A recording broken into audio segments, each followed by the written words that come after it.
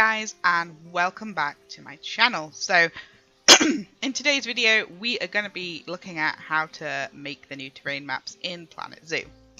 So I have gone to this website which I have found, which I will be bookmarking because it's a good website to get just general topographic areas for for the globe we live on. You know, you can make your own, and I will probably quickly talk over how to make your own as well.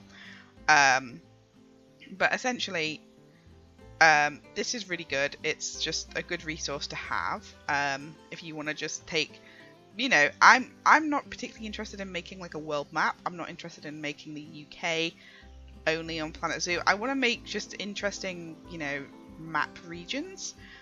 So the topography is a bit different, and I want to do it quickly. That's my main goal here. So I was searching for a site near me because I figured it might have a good topographic map, because I was struggling to find some topographic map things, and I found Mappa Topografico, which is this fantastic website here. You can read that at the top, and it basically gives the whole world in a topographic map, which is kind of what we want. So anyway, I have gone to somewhere in the Lake District, and I have basically taken a screenshot. So I've print screened it and opened it up in GIMP. Now I've made a file, the correct file size, which is 1024 by 1024 pixels. So this should be the correct size.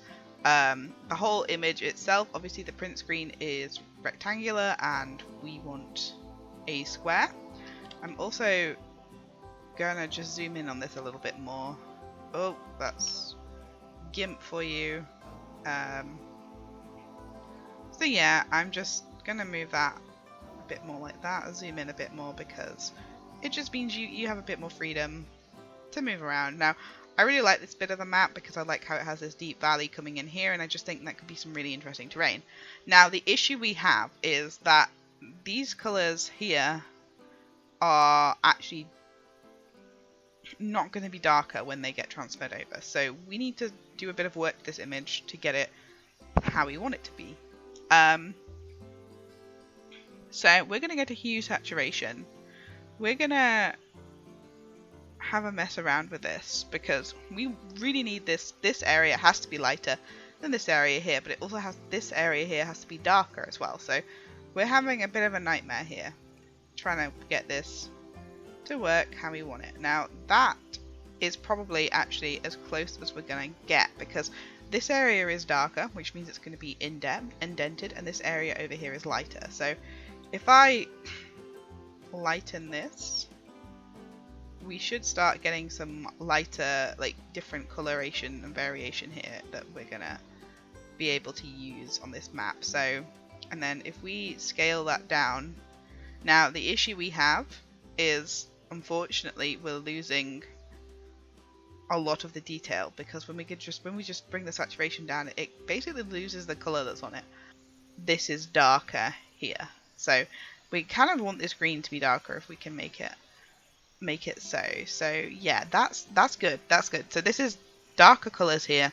We've got light here, we've got a lighter yellow, which should hopefully, when we turn it into saturation, come across as lighter than before. So we're gonna okay that, and we're just gonna bump up the contrast again, because we really want to get rid of all those details. We just want to focus on the terrain bit. So this is good because we now have like a clear gradient in color. Like, I've been messing around with this for a while and I've been struggling to get that nice clear gradient of color. So this is going to be darker. So if we go to saturation and we just make the whole thing kind of grey, so you can see that this is significantly darker, and then this here is lighter. It's not too much lighter, but it's definitely lighter. So what we can do is, if we select, oh, okay, that's going a bit funny there. If we select by colour, so as you can see, that's now selecting kind of all the grayer areas. We're going to go to our Planet Zoo image here from that thing, because this colour is the base colour. We also need to make it so that this is the same colour as the base that we're after. So if we dump this in here and we do edit, paste, and then we can just use the eyedropper tool and we can just merge that down, and we can get a new layer, make this one invisible, and on this layer we are gonna do that, and then we're gonna move that underneath. So now that we have selected on this layer everything, we should be able to erase all the different, like the little this because we want this kind of to be the base. So okay, that's not worked because I haven't selected it. So if we go to the selection tool, where is the magic wand? Magic wand, where are you? Literally, where's it gone?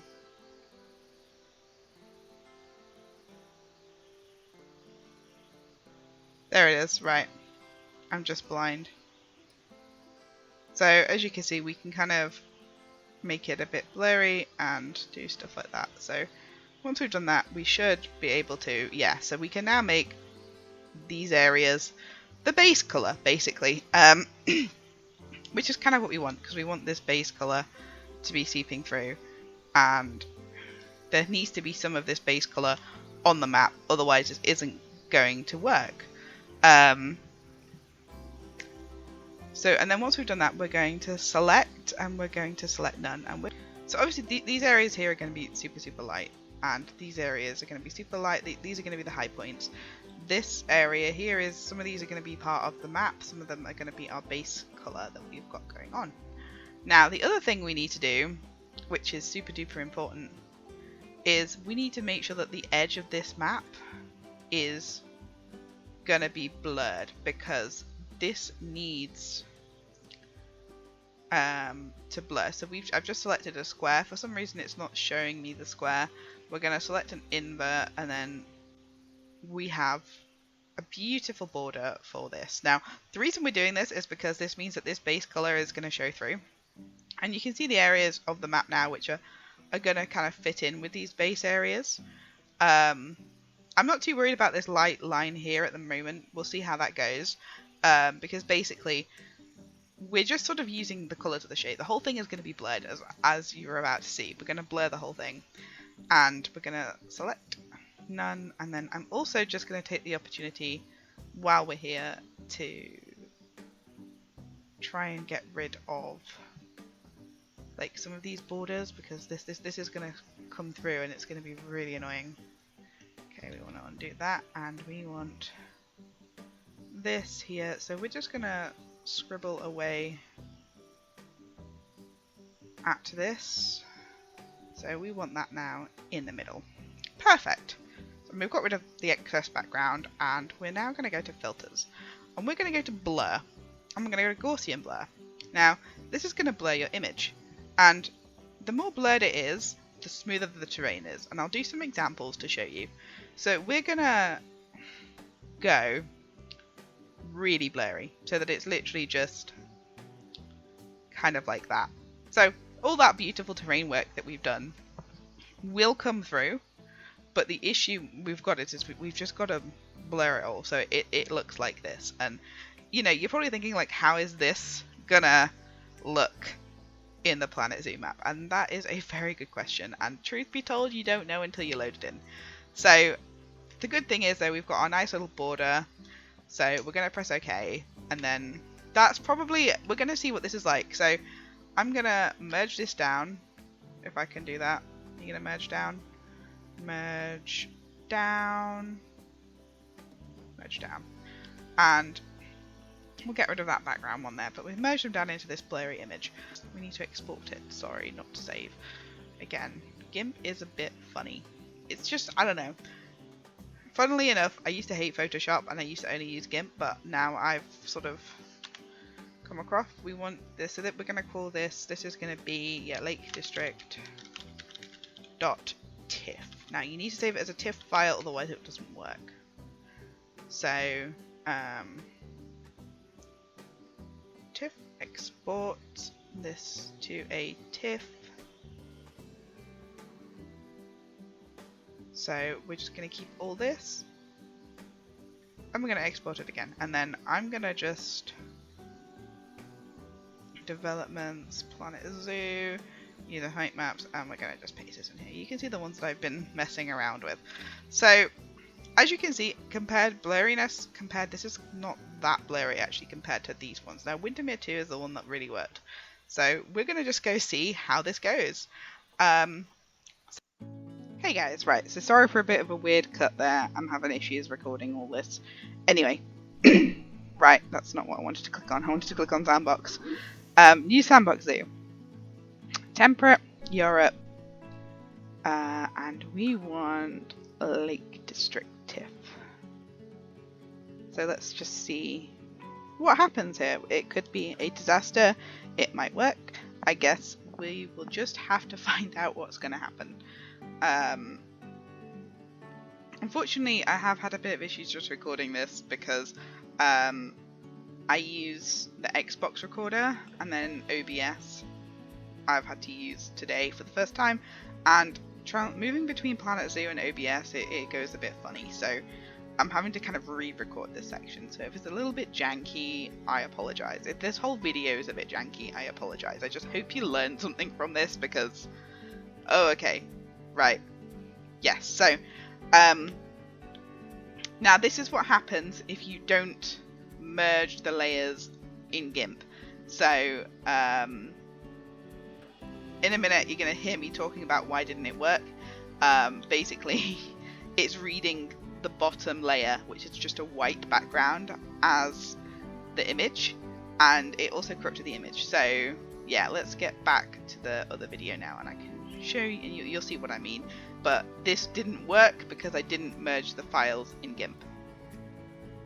Because this is clearly, this is a functioning image, yes, it's blurry. Interesting. So, that could be it. That's probably why. Merge down. Right, so now you know, let's try saving. Make sure that when you're exporting this... How's a window popped up? Let me exit this. Export. Replace. There we go, that's what I was waiting for. Again, it's, you know, it's just going to be trial and error. That's the biggest thing. Like, don't get disheartened if it doesn't look right the first time you do it, because it takes a lot of trial and error. Like, once you kind of get into the swing of things, like, I kind of know now what I want to kind of be looking for, because but it's taken like about 5 or 6 tries on one image, so don't be disheartened is my advice. Okay, so this is loaded in. Wow, that's quite some hilly terrain there. So I guess if I wanted to, I could go with this. I mean, it's like, you know, it's what the Lake District looks like, I guess. And I guess you kind of don't realize just how hilly things are in places like the Lake District. Like, yeah, so let's just fill this lake in, because this is supposed to be a lake here at the bottom. So yeah, you can see how much of a difference filling in these like kind of gaps make. Because at the end of the day, like, you know, the terrain would be filled with water. It's not going to not be filled with water. Now, it's okay. It's probably a little bit too intense to be building on a zoo with, unless you literally wanted to build a zoo up in the mountains. You know, you could flatten out some areas and that, but it's probably best to just have a go at, you know, flattening it out a little bit further. So basically the way you do that is you blur it more. So let's go and have a look at doing that and see what that looks like. And I'm gonna blur this image even more. So if we go to layers, or filters, sorry, reshow Gaussian blur, and we blur this. Well, first of all, I'm gonna get an eyedropper, and I'm gonna eyedrop this bit here, and then we're gonna reshow Gaussian blur, because this is again another reason why I don't really use GIMP so much. But if we just blur this like that, really blur it, and then we open a new layer, okay, and we get this, drop that in there, drop that in the background, and then we just save, export, or we need to layer merge down again, and then file, export to Lake District 2. Right, so it's been exported. We go back to this. We copy this. We put it back in documents. What am I doing? What am I doing with my life? I'm doing this. Here we go. Let's do user height maps. Paste. Place the file.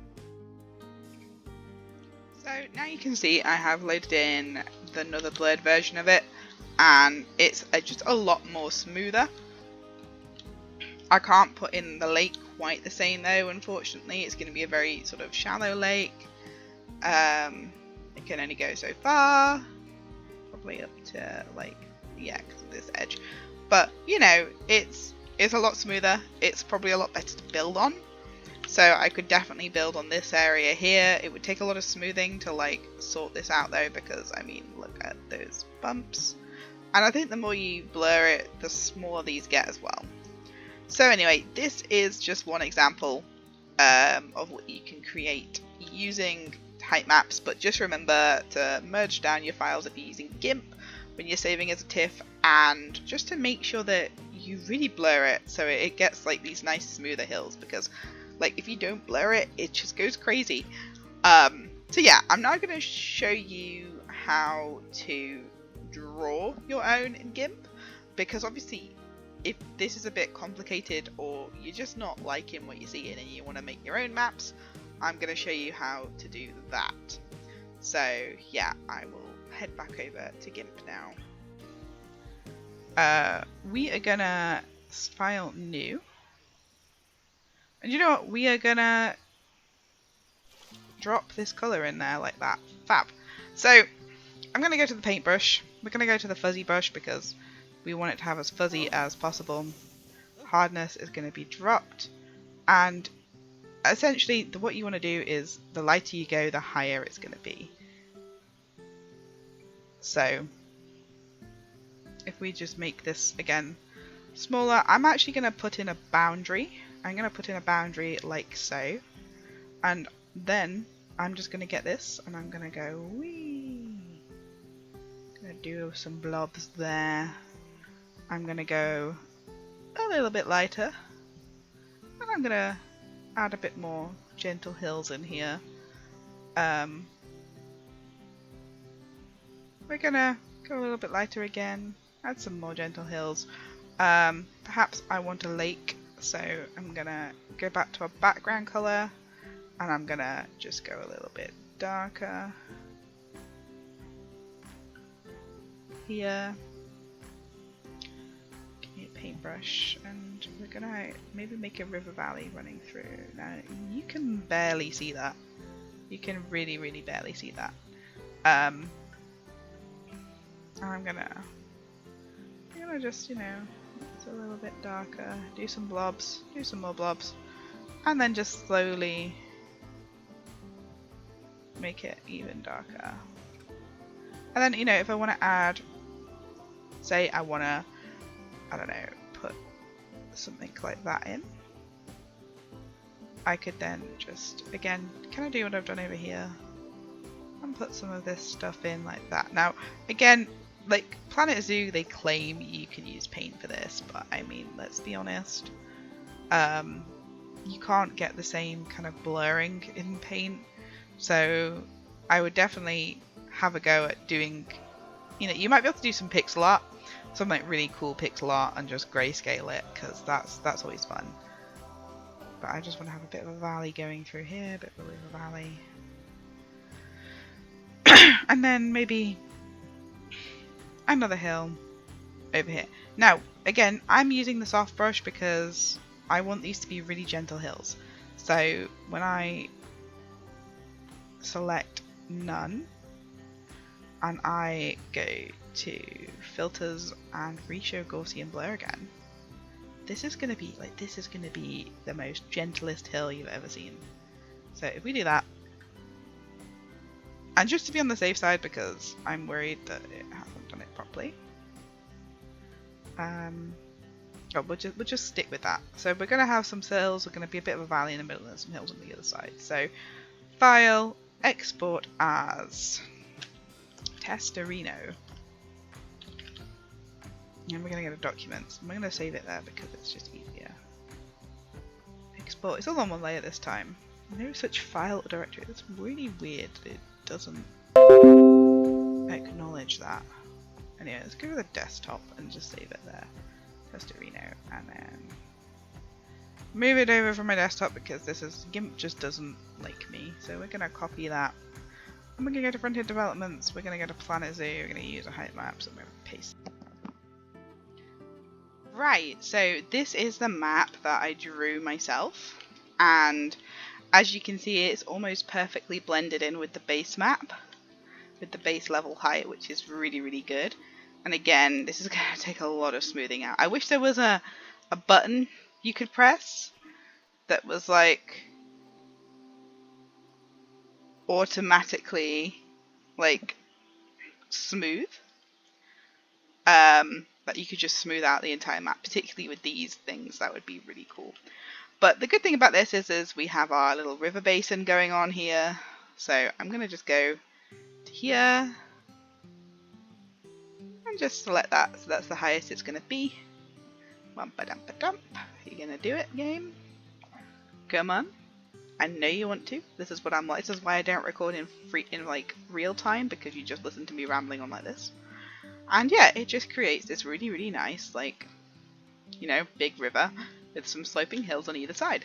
And just, again, this is going to be completely fun to build on. Just to put some paths down for scale.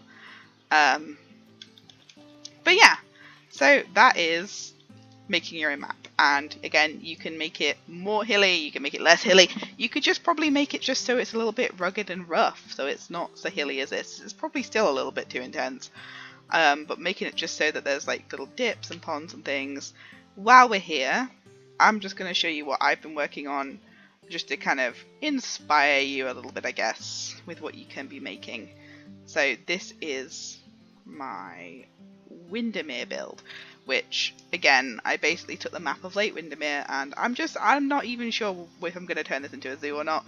I'm just using it to like create a map because I'm really getting into it, and it's just, I don't know, I really like Lake Windermere. There's a forest nearby, it's very pretty, and yeah, so again, once you get it going like this is the kind of things you can create. So we have a massive, massive lake in the middle now. As I'm sure with Alphabet Zoo you've seen, I like my lakes. And I'm basically just starting on one side of the map and working my way over to kind of like build it out. But again, like we've got it nicely blurred here at the edge. And I need to smooth this in a bit more. But again, when you actually really get the terrain paint going, like it looks insane. When you get the rocks fitting in and the stuff like that, you know, we've got some nice open areas, we've got some forested areas. Like a lot of this is going to be trying to be making like peat bogland and stuff like that. And again, when you want to start adding detail to the terrain, because it might look a bit naff when you put it in to start off with, but if you just get the paintbrush and you just select auto paint here and just start painting it automatically, it will kind of already give like a load of depth to your terrain and stuff. But if you're ever placing trees and stuff, just remember that grass doesn't grow under trees. There's, you know, usually there is mud and things under trees and that. So a lot of these areas are either going to be kind of like short grass because it's in like a forest area, or they're going to be mud because of the trees. So it's nice to have these kind of open clearings. And again, this is just something I'm working on in the background now. I will be uploading this to the workshop once I'm completed. The current map with no like terrain paint or trees is on the workshop, so I'll pop a link down below. But I hope you find this useful, and I hope you find this like helpful in some way of learning how to use the terrain tools. Other than that, guys, have fun. Like, I can't wait to see what everyone's going to be making with this. This is just such an added new feature to the game. It's just so cool. And yeah, I'll be seeing you guys in the next one. So take care, guys.